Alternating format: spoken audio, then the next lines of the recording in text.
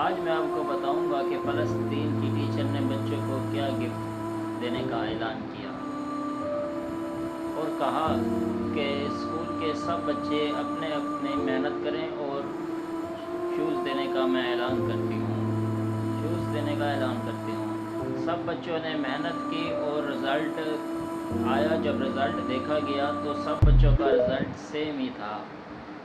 تو ٹیچر نے کنفیوز ہوگی تو سوچا کہ ایک فیصلہ کیا کہ دیکھا جائے کہ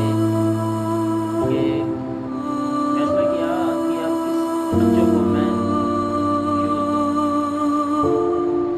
اور ٹیچر نے کہا کہ آپ سب بچے ایسا کریں کہ شوز شوز سب کو تو نہیں ایک کو ہی ملے گا. میرے پاس ایک ہی شوز ہے اور آپ اپنے اپنے نام لکھیں اس باکس میں ڈال دیں.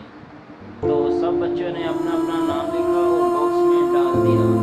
اور سب جب باکس کھولا گیا تو باکس سے ایک بچی ٹیچر نے اٹھائی اور دیکھا کہ ایک بچی کا نام لکھا ہوا تھا. اس بچی کا نام سبھی جانتے تھے اور غربت میں سبھی جانتے تھے. اور جب میں نے دیکھا بچی کو تو اس کے پاؤں میں پھٹے ہوئے جوتے اور کپڑے تھے.